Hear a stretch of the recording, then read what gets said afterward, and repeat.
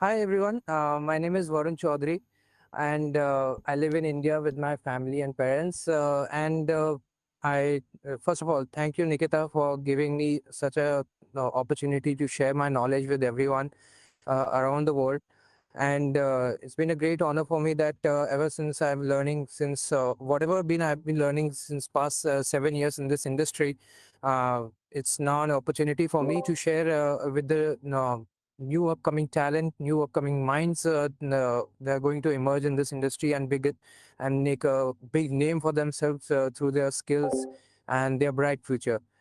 Hi everyone. So welcome everyone to my session. As you can see, we are going to have a beautiful session on how we're going to blend the artistry with technology and what careers are there ahead in our future, which we can explore in a much wider way. So before that, I would like to tell something about myself and this is that I'm born in 1995. I'm from Kanpur, Uttar Pradesh state in India. I came with my family in 2000s in Mumbai and then settled over here and done my every bit of education from here, from Mumbai itself. So yeah, it's been 25 years that I've been staying in Mumbai. As a child, I always had an interest to paint, to draw, and that's the reason also that I'm not a bookworm, kind of a junkie. I don't like to read books, although I like to read everything, but means not can last up to more than an hour. So in that way, yeah, I'm. Uh, at the school level itself, I was not gifted very studies, but most of the time I got a praise for my painting and drawings, which led to other students to pass their drawings and or assignments to me that please do this for me, please do this for me. We have a session, we have an examination tomorrow. So yeah, those are the nostalgic moments. I'm kind of an extrovert person. I like to very much socialize with everyone. I like to know about everyone who are around me, uh, from irrespective to their what culture they belong to. And yeah, I love dogs. I'm a very dog person. Although for some reason I like every other mother now in this world. I'm also not allowed to keep dogs at my home. That's a good thing. But maybe in future. I like to watch sports. I'm a very big WWE fan. I like to watch F1. Ever since that movie came up of Brad Pitt, it got me hooked into this sport a much deeper way. So I like to watch F1. I like to play badminton, cricket. Those are my top four sports which I like to see and which I love to do. Uh, I would like to play video games, which you can see right on your screen. And I can play all day long, just waiting for the time that when I get free from my work, from my daily routine, and then I play these games with my friends on Steam and all. Uh, Being an artist also allowed me to enjoy more of my hobbies, more of my exploring myself, and that led to I like to cook, I like to travel, photography, handcrafting, etc., etc. I like to do all those things. So yeah, that's about me. Uh, so about my work, ever since in this industry, I would like to this. I have worked with this industry for last 7 years on these top projects. I have worked with many of the good big studios, small startups, mid level studios. I worked all of them. And so no, yes, my work experience carries a good experience, good knowledge that I'm going to share with you today. Uh, I have worked with almost all of the sectors in our industry, which is the AVGC sector. I've worked with films, games, animation, commercials, advertisements, some at the level of architectural as well. In my early days, when I stepped in this industry in 2017, when I started as a junior modeling artist, I passed my entire graduation, started my graduation in 2014 from Thakur Toon School, Advanced Animation Academy, which is here in Mumbai itself. And then later on, as my knowledge gains, as I practiced, as I skilled my work, I like to. I got an opportunity to work with companies like DNEG, Technicolor Games, and Frame Store, and all. Um, Apart from being an artist, as I learned, this is not the first time that I am conducting a session about our industry. I have an experience where I've been a faculty with one of the branded institutes, that is Mac Institute in India. It's most of the artists, I would say at least 90% of the artists in India are passed out from this institute itself. And I'm happy to share that almost, I think, 20% of those artists were students of mine back in 5 years, I think, 5 years ago. And now they're making a good name for themselves. They're working with a huge package, well settled with their family, and working with big MNC studios and big Indian studios as well. Currently, I'm working as a modeling artist in Light and Light VFX Studios. Uh, I'm responsible over there to train, lead, and mentor junior teammates for improving their skills, and also contributing my skills as well at the same time. Um, for asset development, for characters, DG doubles, environment props, whatever you name it.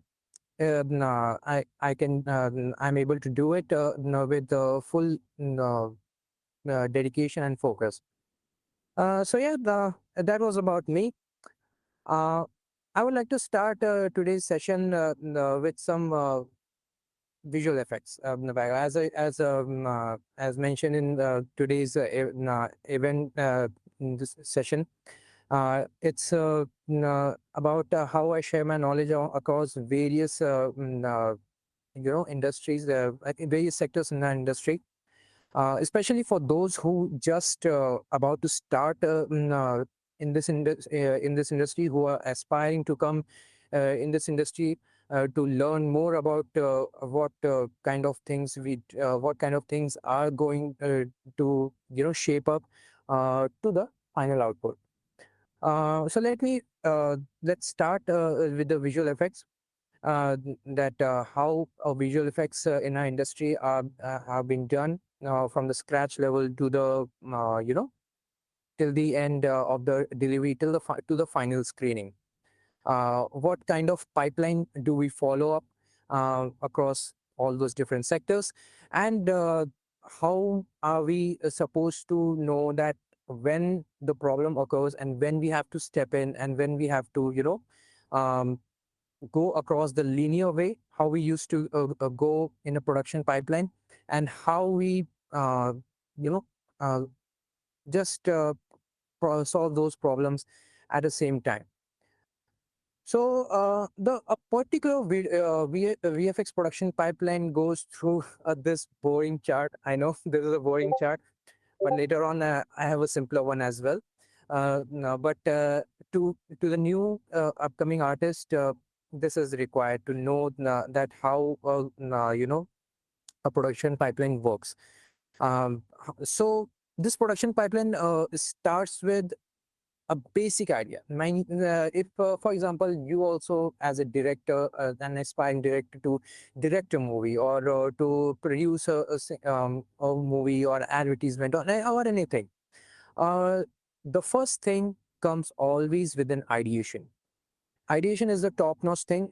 It's a foundation of each and everything. It's a foundation of your story. It's a foundation of how the things are going to build uh, in the future pipeline. So of course, this all the way is it starts from the pitch visualization, where we pitch our ideas, we pitch our story, how the things are going to shape up in the art form. How then comes the pre-visualization stage, where we accordingly, where we accordingly know that yes, this is how the things in a 3D form is going to structurize. Uh, how are we going to, go in a form, how we have to going to integrate the animation in that particular thing. So this is the proper way to start a 3D, just a 3D visualization of that entire shot, that how it's going to structurize ahead. uh, then accordingly, yeah, I'm sorry for to say, the basic production pipeline of everything, like you take film, you take games, you take advertisement, everything are based on the three stages, three pillars, I would say: pre-production, production, and post-production. These are the three phases which it starts with. At the the production stage is where the ideation, where the story, where the scripts, they all come in, and then it goes into the production stage, where the shooting of the entire sequence has been shot on field, virtual production, film scans, and everything are being captured with the help of art director, with the help of a VFX supervisor, CG supervisor. They all come in. They all get brief of how the film is going to be narrated through the vision of director's eyes, and how they're going to separate the realism to the unrealism, the fictional way. Uh, the later than now, all these assets then brought to the modeling department. Everything starts in the modeling department. Every script we get, all the pre-visualization, we all get the briefing at the modeling phase itself. Being a modeling artist, I would it's been 7 years. I'm a modeling artist in this industry, and I like to be I like to find my skills more the more I go ahead in future in the modeling specific itself, because modeling is a very creative department. It's a department where you not only learn about how to obviously how to model things up, but also if something goes south, if something goes in a wrong way at an end level itself, that is compositing level itself, how the things are going to work ahead and go again back to the modeling phase. That's a very depressing phase, guys, I would like to tell you. So that's a big so you should know that how the things you could go in a wrong way. You should know each and every aspect that things can go wrong at every department, whether it's animation, lighting, rigging, layout, and everything. So that's the reason modeling department has the most knowledgeable artists, because they have the knowledge of each and every department where the model is going to get passed on, where the model is going to get lit through simulation, effects, and everything. So after that, yeah, it comes to texturing. The model is all gray, guys. It's nothing as colored that I like to see on at the final level itself. It's all gray. It's with the it's goes with the texturing then, where the texture artist, um, I would say in a layman manner, it colors it through how the art, how the concept has been visualized. If the, for example, if I was a modeling artist, I have made a shark. How the shark color would be? Is it going to be purple? Is it going to pink? What kind of thing is that? So that texturing artist decides through the concept art itself. So that accordingly then pass out to the look dev artist, where the look dev artist, according to the lighting, what's going to be look and feel of that fictional kind of thing, or that real thing, whether it's a car, whether it's a whether it's an I would say Thanos, how it's going to be look and feel, how it's going to be in the film itself. That's that's the responsibility of the look dev artist, to carry out that thing and give an idea that yes, this is the final look and form of that particular thing. And then at the same time, simultaneously, at that same time, when the look dev is going on of that model asset, at the same time, rigging is going on of that. Rigging means, but keeping the joints keeping a bones inside the models so that the animation artist able to animate those things. So yeah, that's the thing with the animation, what he goes through. Later on, these all the departments goes on post visualization, post body tracking for layout, um, that how the on a 2D camera, which is being on the shot, no, on the on field shot, how the camera aperture, focal length, how they're going to work, and how to integrate all those data with the 3D asset what we have prepared into the so that is the responsibility of the layout department. And then accordingly the animation, the effect simulation and all, how the fur is going to look like, how the if in case we would like to do the short sculpting of some for some short. So short sculpting is basically at some level the animation is all okay, but at one point, at one particular keyframe, uh, a model is being deformed in a very bad way. At that particular thing, short sculpting is being done, which means at that particular keyframe, the model is being rectified in a very proper way. Of course, that is a modeling part of job. It's come to the modeling artist itself, and then later on that short sculpt, so short sculpt mostly I would say it's a rare case, and which happens a production pipeline of visual effects, because most of the time rigging and animation is being done in a very beautiful way. But yes, so short sculpting can be is a tricky way, but it is kept as an impact player, how we say in cricket, or kept as a side player, that if in case a player got injured, we have a backup player. So it's like that. So short sculpting is a backup player for animation. So that's how it goes. And then we all goes to lighting department. The environment matte painting artist does all the matte painting of the.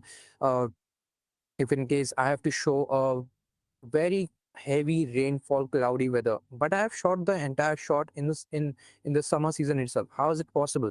So that in that case, the matte painting artist comes in. He changed the background to the rainy season kind of background with its artistry skills of uh, of painting and everything. Then later on, everything when all these things get combined, then it goes to the compositing, which is the post product. If it comes in the post production department, where that compositing artist compiles each and everything, what comes to CG, what comes the raw footage from the on shoot field, and they combine it and and make a final form of that entire shot, and how it's going to be in shown in the particular film. uh, is then sent to the DI, which is so over here at compositing level, the companies or the studio's work is done. How we are going to submit it, for the public release of that particular film, it's that's the main dependency goes on to the digital intermediate, what we say as DI. So digital intermediate plays an important role of how the color theme is going to be of that particular film, or of that particular shot. Like for example, if you always must have seen that if a horror movie is being started, all the dark colors, all the dark background colors are being exposed out of every shot of that story narration.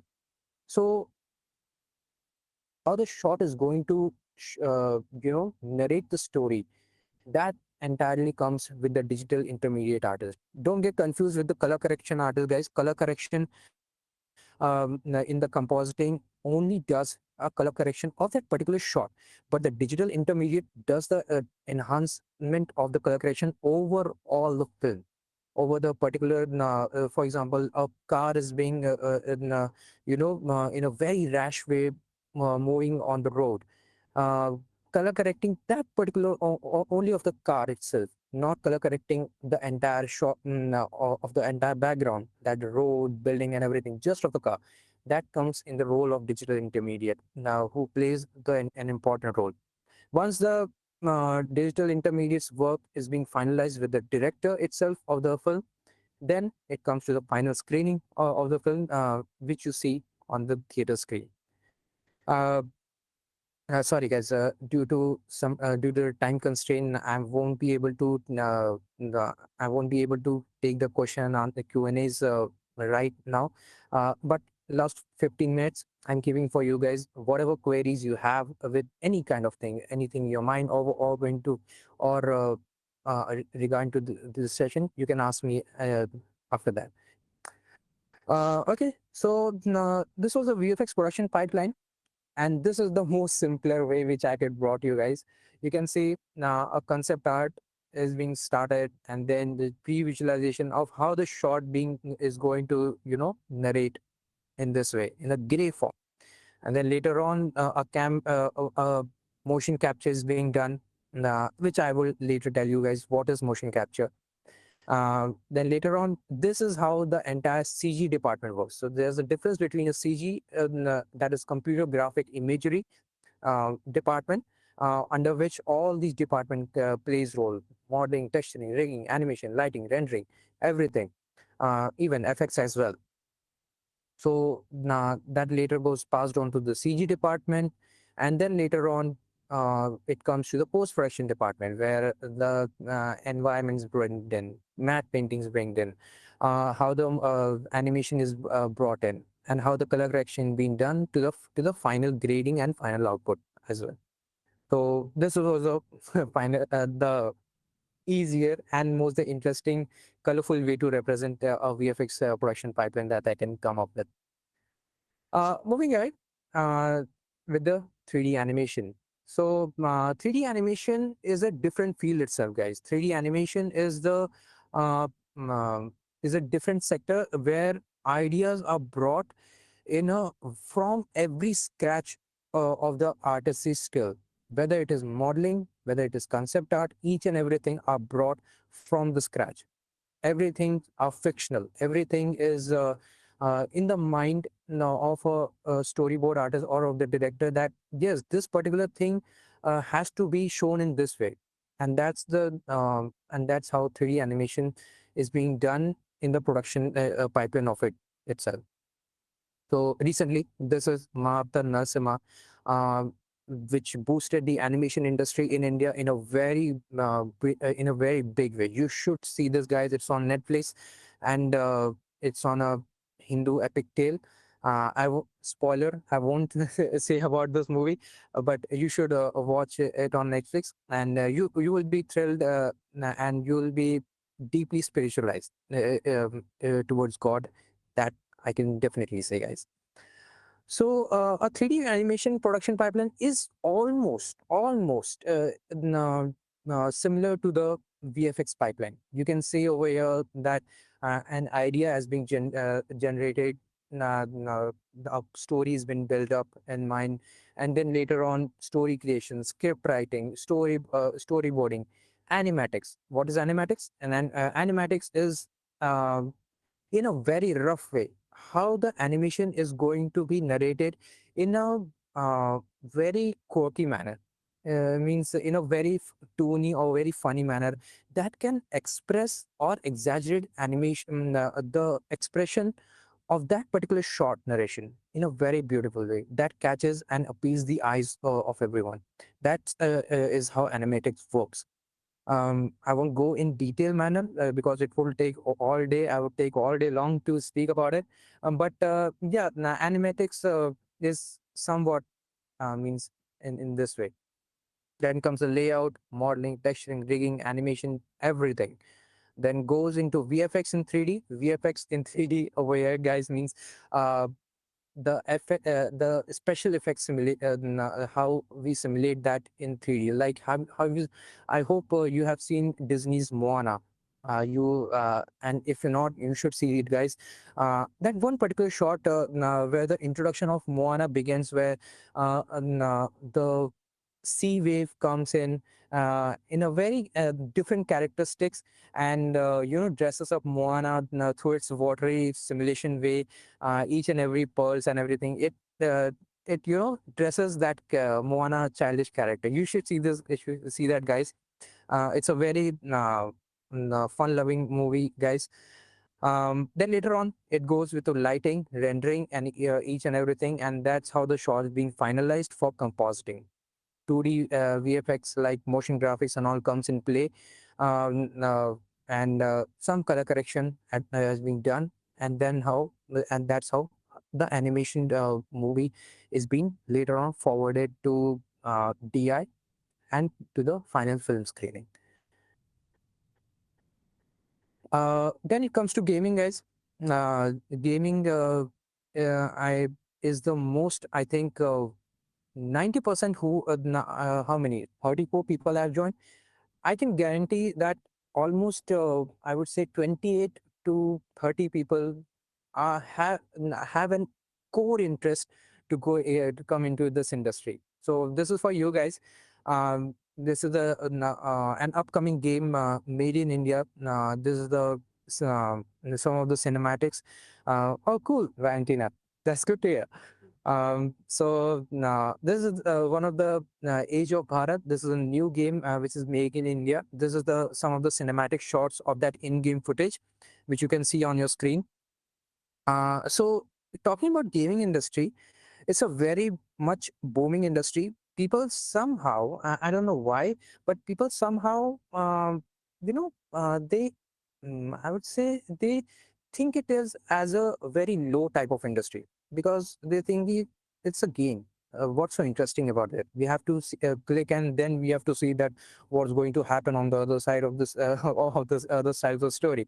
They just want to sit on the on the screen and just see the film.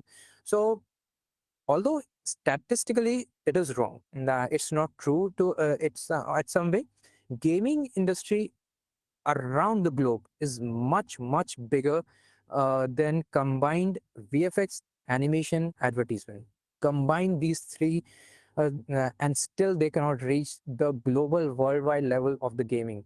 So gaming is a very big, I cannot tell you the number, but statistically if you google out, you would see that it is a very big industry around the globe itself. So gaming production pipeline is very technical. If you are an aspiring artist, you should I should inspire you to look for the everything what I'm going to say now about the gaming industry. And you should know that gaming industry is some kind of a technical way, like many kind of you may, if you want to take a screenshot, you can take the screenshot right now because there are many terms which can go bounce off your head, like beta release, marketing hype, now what is it, gaming programming. What are these terms? These are so just to summarize, uh, gaming is just like how a particular game has been developed from the story, from the ideation of that story, how the character is going to be, how the deep dive story could be, at such a level that the player is hooked on to that game. So the story has to be that particular way in a very strong manner. Before releasing the game, uh, they keep a beta release of that game, which is sometimes for most VIP persons, but on a public release, it's just a beta release. That how the just to increase the hype, just to get the audience reaction. That is this worth it to work on this game, or is it is just going to break out the box office of that game of gaming industry. So now, of course, that being done at this stage level, I believe most of you would know that GTA 6 is at this level.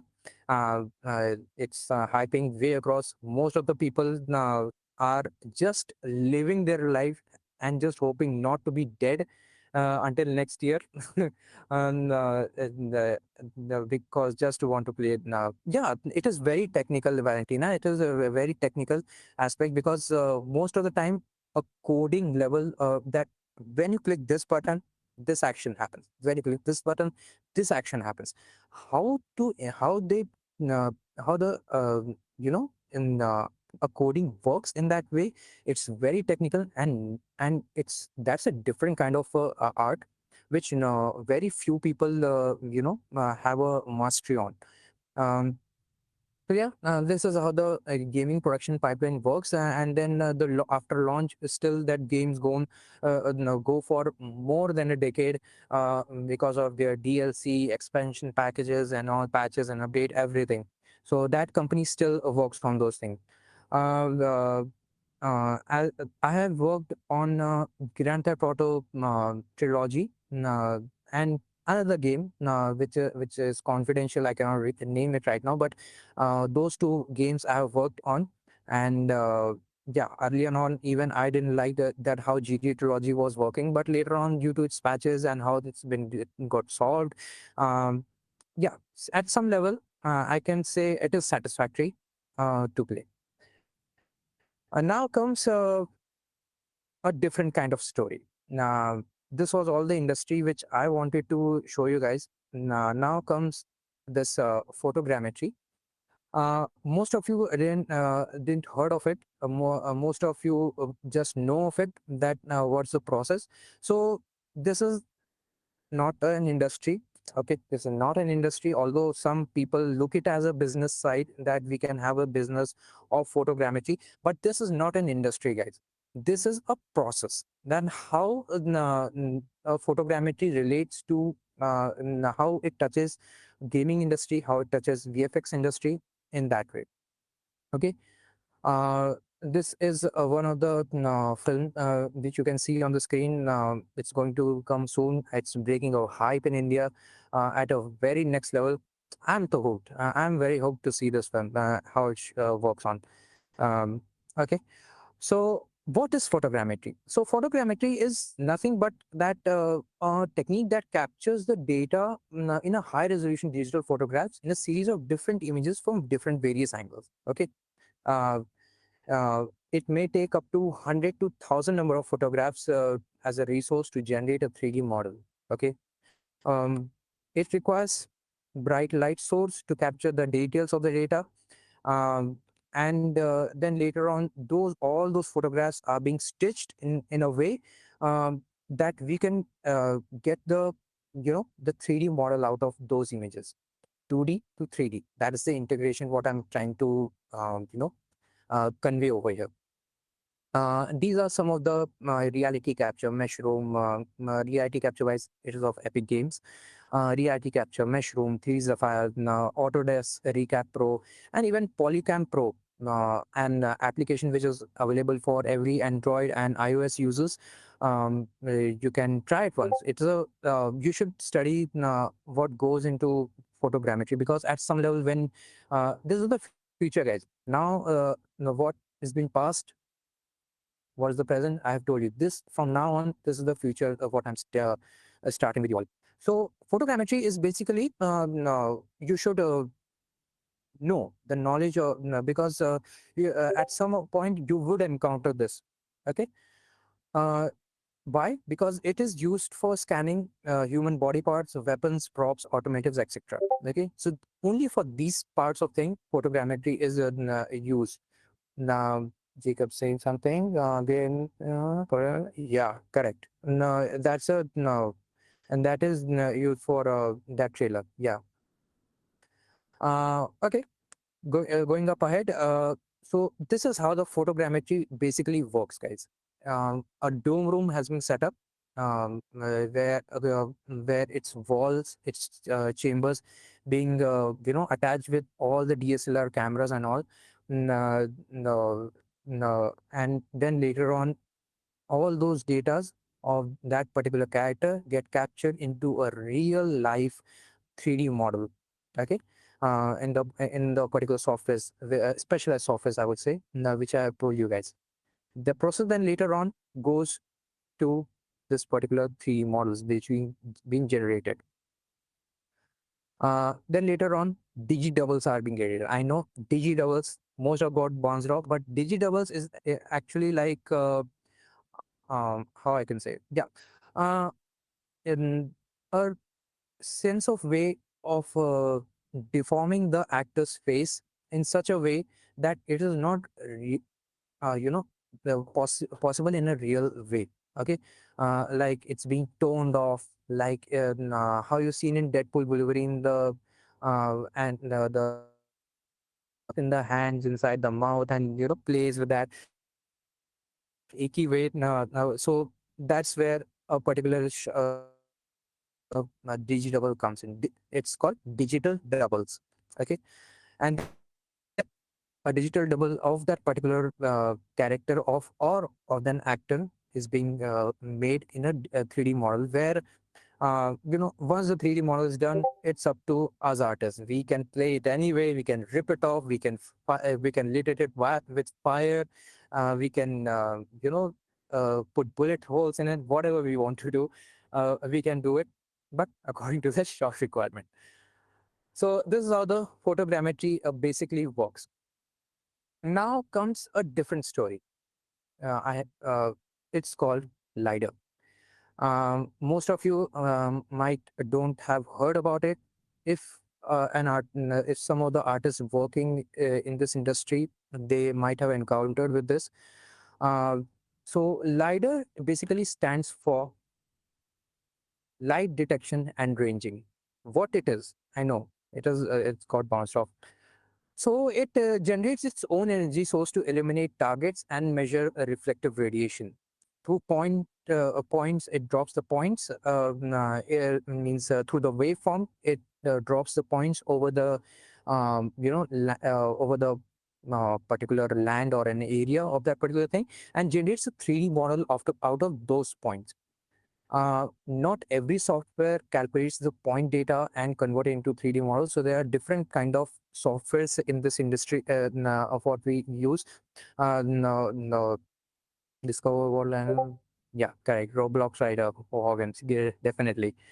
And so so it generates a point data LiDAR out of that, and then according to that, it creates the entire 3D model. But here's the thing: LiDAR cannot LiDAR is not since it is expensive, it's bestly not used on human characters, weapons, props, etc. It is mostly used for generating the 3D models which are related to environments like jungles, forests, vegetation, grasslands, mountains, city areas, etc. Okay, it is for those particular things where the photogrammetry fails.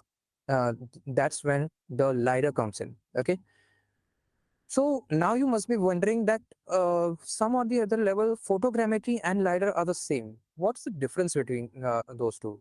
Before that, this is how a LiDAR works. Okay, it's worked through drones. Okay, through drones sent us in a manner. Every points, for scans out the region, and then create a 3D model of that particular entire land field.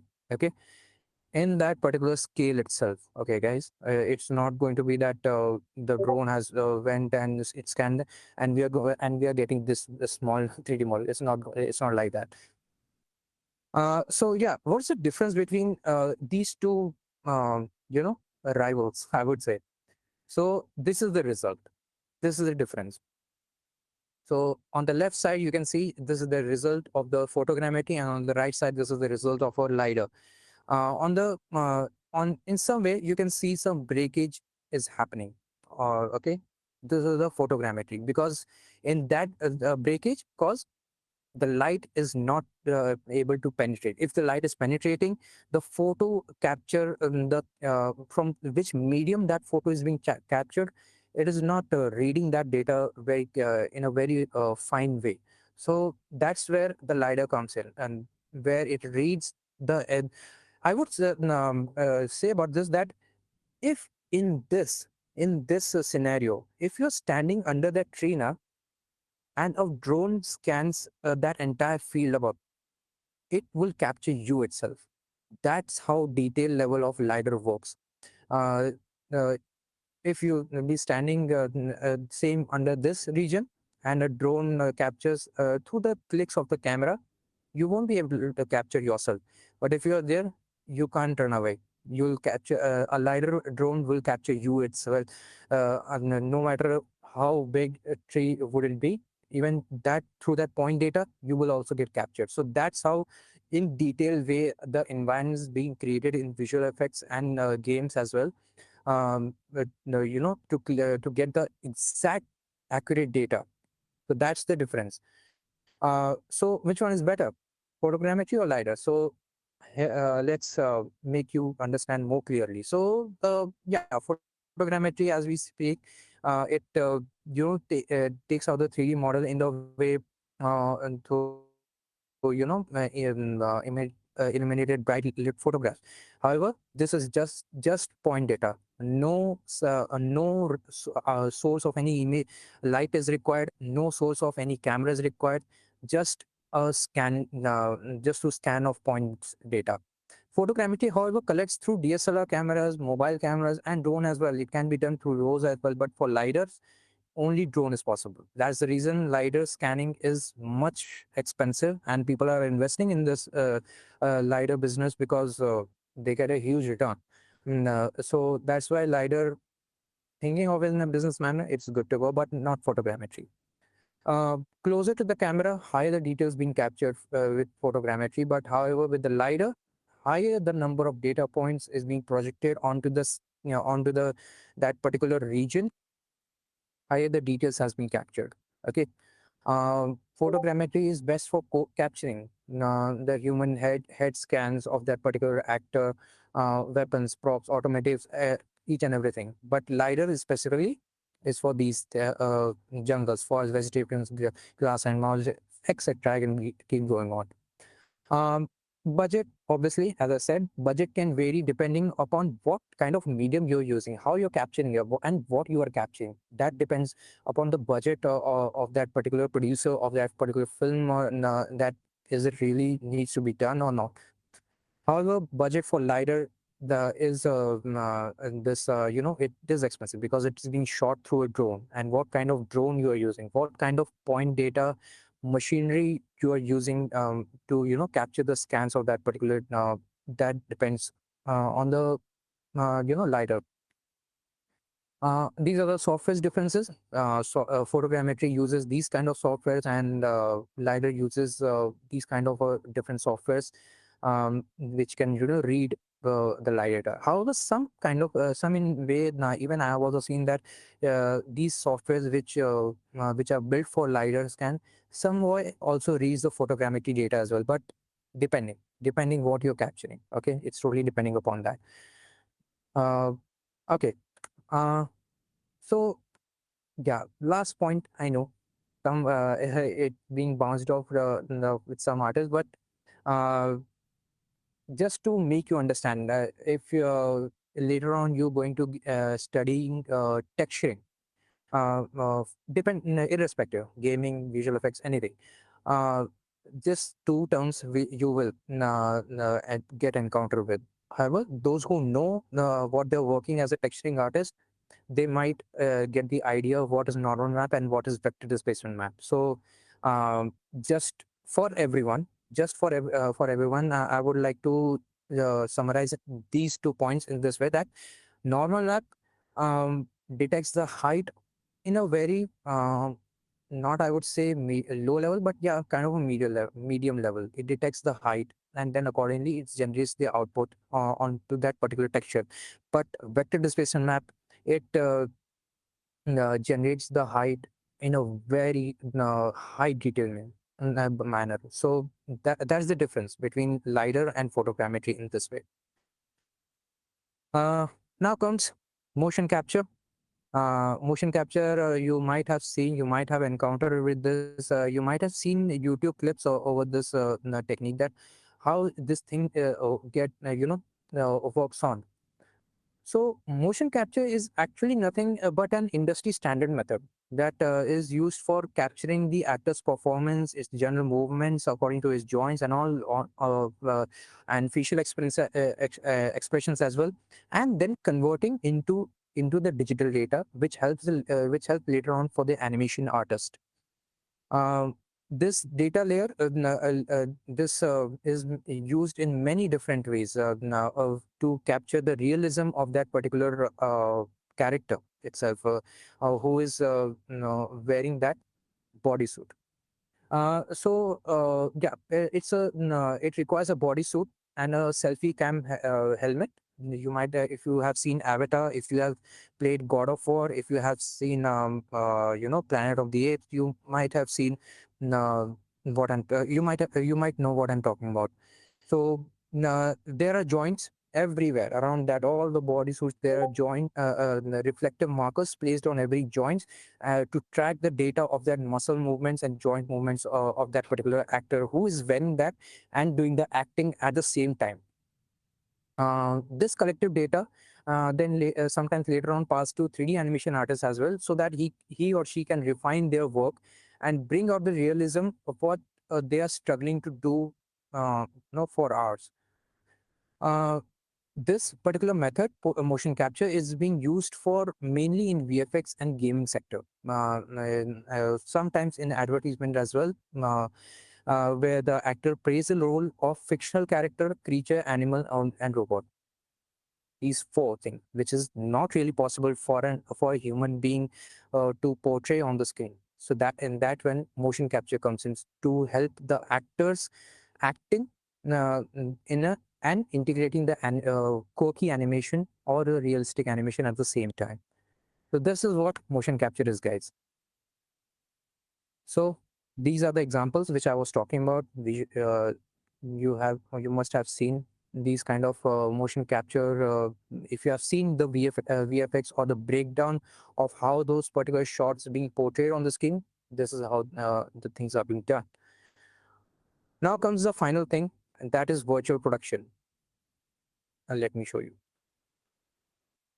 So this is the output of a virtual production, guys.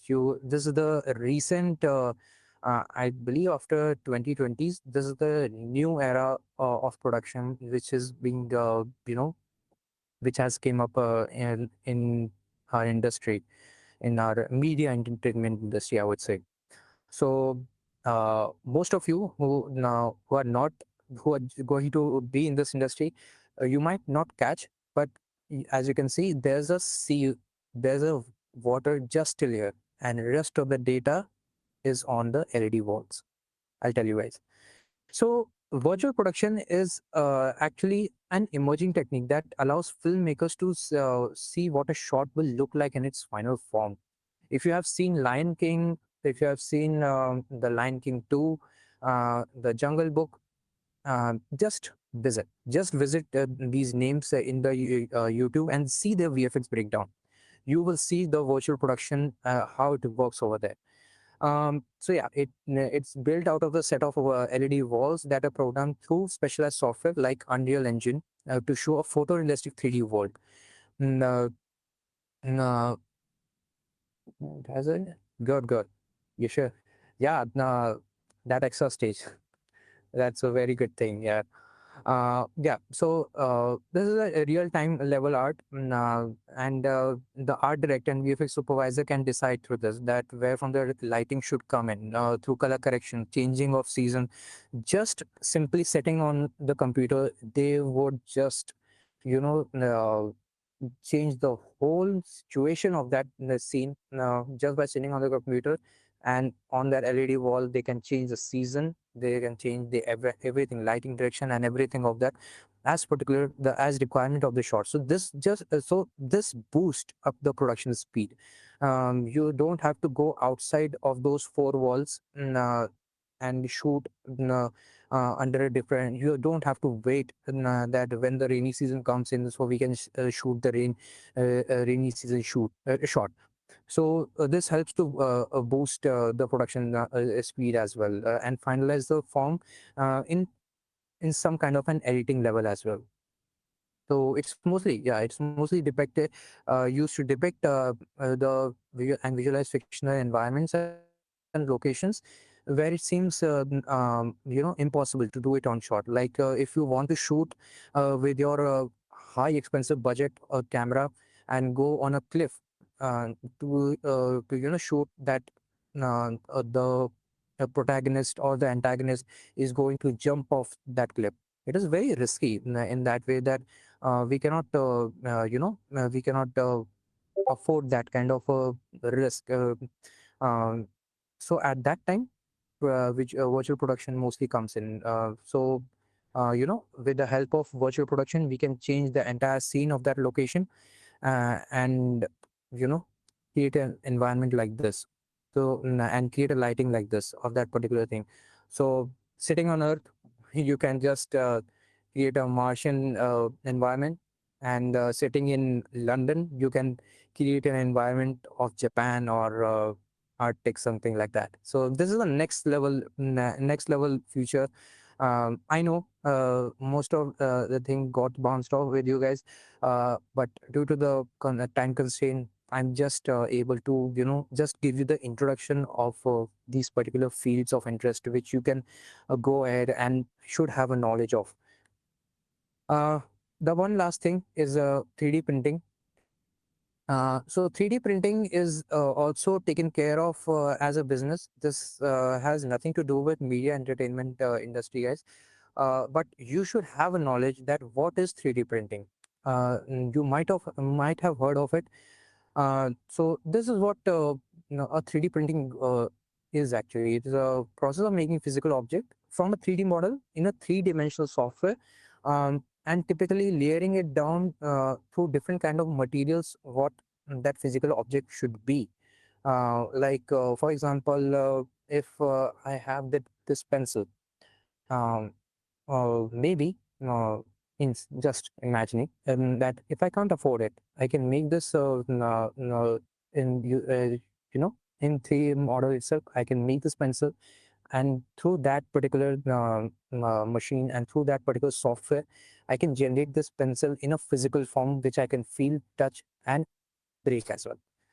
So this is what 3D printing goes. So mostly it is used for creating prototypes of the product before they are released for public release. So mostly that point itself 3D printing comes in. And yeah, no, these kind of industries like electronics, pharmaceuticals, figuring collectives, action figures, home decor, automotives, weaponry, these kind of industries, they are hooked up to these 3D printing these days, guys. So you can get an idea that how this industry is going to be, you know, uh, get a major eyeballs of every person in this world. So yeah, these kind of materials for so here just an example. For example, if you want to make an action figure, you could use these kind of materials, FDM and resins.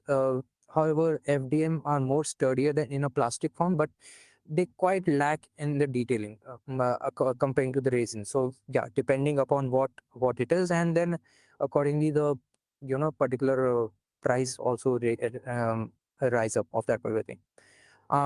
Before concluding, uh, yeah, even I have this thing just to show you guys. Get it. So I had made this Black Adam figurine in ZBrush. And just I want to know that how far my modeling skill has gone. Now is how much I've learned so far. So this is the entire 3D printed model. It cost me 30K INR. I don't know how much US dollars that is. One second. I don't know how much that US dollar is, but yeah, this is the output I'm keeping up on my shelf. This is so almost 1 feet tall, and this is the breakdown of it. The maker of that, the owner of that 3D printing company, he just keep updating me with the this entire thing. So why did you print it in parts instead of printing the whole? So that actually because printing the breaks of that particular thing is much easier and much quicker to capture the details. If I would have gone with the printing just when the one whole go, some of the details were about to miss. So that's the reason, if for if you have an interest to print your own figurine, you can test it out if you are rich enough to do that. You can test it out. by making the whole at once, and by breaking it down itself. So like how we say, if we break down particular, if we break down the whole task in just particular small tasks, we would be much able to focus faster on the details of it. That's how goes in 3D printing as well. So that was how it was done, and then later on we assembled each and every part, and created and whole 1 feet tall Black Adam. It's my favorite character. Okay, so let's talk about careers, guys, because this is also one of the you know part of this session. You guys didn't have came joined this event, joined the session, not for those things which you already know. Something you guys must know, that if you are aspiring to be in this industry, want to come in this industry, uh, for visual effects, I would say most of the artists. This is related to the Q&A also, which will be happening later. But most of the career questions I usually get from my ex-students as well. That so how there are so many industries, and within that industry there are so many art departments. Which way do we go? So it's all upon your passion, guys. If you have a passion to build, if you have a passion towards art, I would recommend then only you have to be in this industry. Otherwise, it would be sink or swim for you if you don't have an interest. And if you don't have an industry interest in this industry, you come in because nowhere else is no one else is accepting you because of your marks or whatever. So you thought that yeah, why not come in this industry now? Let's dive into this industry. They are not asking for my mark sheets as well. I'm thinking that way, guys. And later on, they quit in between their studies and they leave it, and they go and they waste all their money or their parents' money, and they go and fetch for some other focus of field. So, of course, if you have an interest, then come in. And if you don't have an interest, just try. And maybe you learn something new. And that's the reason I'm saying you will come in, if either you will sink or you will swim. And if you will swim, if you will be passionate, you will swim way hard, way ahead. Like how I have been passionate since the past 7 years in this industry. And right now I'm in front of you guys. So yeah, uh, so this much is only I want to like to tell you. There are many kind of fields which you can explore, like 3D generalist, CG supervising, or stick to what you are king and queen of. Like I am. I have the knowledge of each and every software in this industry. Now, what every sector in, you can now ask me on LinkedIn, and I will go full detail, tell you full detail about it. But why I choose to be modeling artist since past 7 years is because I have a passion, and I know I am the king of this department. No matter what comes in, I can crack it on with a very efficient and very artistic way. So that's the reason I am sticking with the modeling department.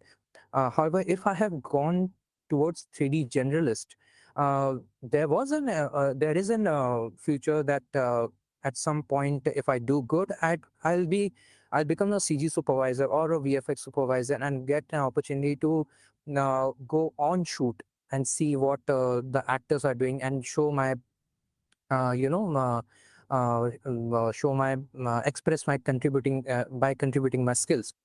uh, but yeah, 3D generalist is like you is like a horse who don't have a focal patches around it. It's looking here and there, each and everything. If something goes wrong, contact this guy. However, being just a part of that particular department is like a horse running with a focal mindset, with this kind of a patch. He knows where you have to head, what you have to do, how if anything goes wrong, how you have to pivot out of that problem. So that's the reason I most of the time, many of the students, many of the colleagues, and many of you on LinkedIn ask me that what would be the best way, where should I see myself in 5 years? I would say that, bro, whatever you feel like, do in that way. Um, Focusing on each and everything sometimes falls apart, but focusing on one thing and becoming the king of that particular thing or the queen of that particular thing is the much faster way of your growth in this industry. So uh, that's some aspect related to the careers which I wanted to tell you guys. Now I think it's time now.